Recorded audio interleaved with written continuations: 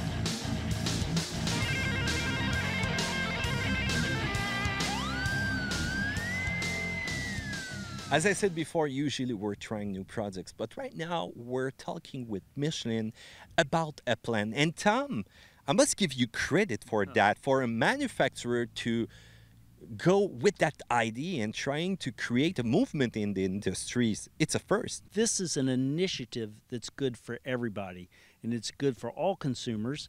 And if the tire industry follows, it's good for consumers that consume tires or use tires. And Tom, a lot of time a consumer will look at the tire, will look at the warranty, look at the price, and they're going to choose the tire depending on that. But there is more to that. There's a lot of technology that can influence the life of the product and the performance all along that also. Yeah, I think that's right. I think that if you just looked at price and warranty, you don't have the complete picture. First of all, you don't have the complete picture of the new performances. Handling, noise, comfort, wet stopping distance, but then you certainly don't have the performance over time. And wet stopping distance is extremely important over time. It's extremely important new, but it's important over time. And consumers should know about that. They should know that when their vehicle has new tires on it, it's going to stop well, but also up until the point of legal wear out, that tire should perform well, especially in wet braking. And you saw that today. Yeah, I saw that with the test. I was kind of impressed also that a worn tire could catch up and surpass the performance of a new tire. The tire choice that we had today was a great brand. We're not going to name any company. That was not the point of the test. There's worse also which are existing on the market and that will perform worse over time. They might look good, they might perform good on dry surface, but as soon as you hit water, it's going to be completely different. And that's correct. And I think the consumers have a right to know that, and they should know how that performance changes over time. The initiative of Michelin right now is to create a movement that will make aware the consumer through some kind of testing. Yeah, and I think we can make it simple. Let's know what the wet braking distance is in the worn state. Just above the wear bars, how does your tire perform? Because the industry should design tires that perform well just to their legal limit. And often there is a big money factor of changing a tire too soon. There's also some environment question about it because, believe me or not, there's a lot of cars in the world that are using tires, huh? But as soon as those people change the tire too soon, there's a clear impact. Yeah, I mean, you can think of your tire as a container, and the tread depth is the contents. No one likes to buy something where you can't get all the contents out of it. So if you're removing your tire prematurely, it's like throwing away contents in a container, and that's wasteful. Most people, and pretty much everybody, doesn't want to be wasteful. So tires should be designed to be useful down to their legal limit so that you can use all of the tread depth that you purchased and paid for. We say that you can be paying up to 40% more per mile by prematurely removing your tire. Direct impact on your wallet, changing tire too soon. Often you don't even resell them because somebody's going to look at it and say, oh, those are worn tires. And boom, there it goes. It's going to be in the landfill. And now we're going to fill them up pretty quickly. I mean, that's correct. And people are smart. People can look at it.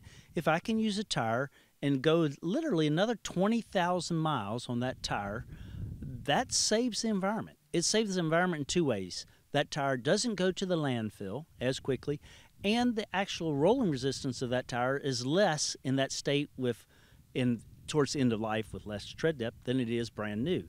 So you're actually burning less fuel on a tire that's worn, which is a little bit hard to believe, but that's the scientific truth. But in any case, you can understand that's value. I paid for, if you put it in miles, I paid for 60,000 miles. Why would I want to pull my tire at 40,000 miles when there's additional 20,000 miles that's useful? You're right on that. So what's going to be the future right now for that Michelin initiative? We want to start a conversation. We're starting that conversation today. So we want people to know about it. We want consumer advocates to hold the industry accountable, to test tires in the worn state. Eventually, we'd like to have a standardized test for that. And then Europe it's a worldwide effort, and Europe's ahead of us, ahead of North America on this. And Europe is looking at the proper, I'll say, formal paths to requiring worn testing. Well, the future will tell us if it's going to change, and I hope it's going to do that. So thank you so much, Tom, for this initiative, and I hope it's going to make a great road ahead. Well, I thank y'all for coming, and I think there's lots of times when an industry initiative and a consumer initiative can align up and can be in concert, and this is one of those times. Thanks, Tom. Thank you. Nice. They work great for demos. Quick and easy to set up. Brent A. Warren.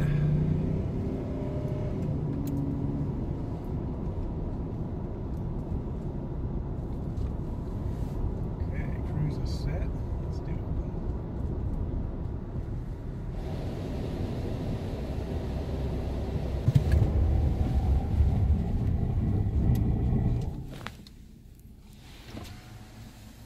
Let's see. 118.4. 118.4. So Brent B. Warren.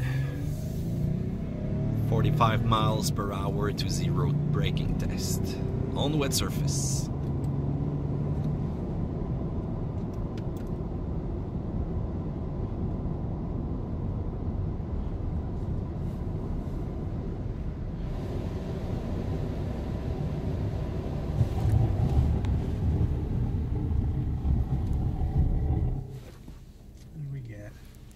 146.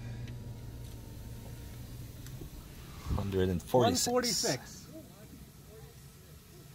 And the people had to walk over here. Yeah, they weren't ready for that. So there you go. Honorable mention to Michelin for opening a discussion that might evolve the test that we are doing on brand new tires, but also all the way through the kilometers that they're gonna roll. Also, a great question that you need to ask yourself when you're gonna buy a new tire. Are you gonna opt for a general brand for your budget, or only check the tire and might say to yourself, oh, this is looking good and performant? Or you might ask yourself, is it gonna be good after 80 Ks? Are they still gonna be performant? And am I gonna be able to brake right there when I need it in an emergency situation? So, comment section down there below. Feel free to ask your question and share your thoughts with us. Do a thumbs up because you like that video, and subscribe to Car Question because we will have more for you. Yep, nice track. I need a car right now.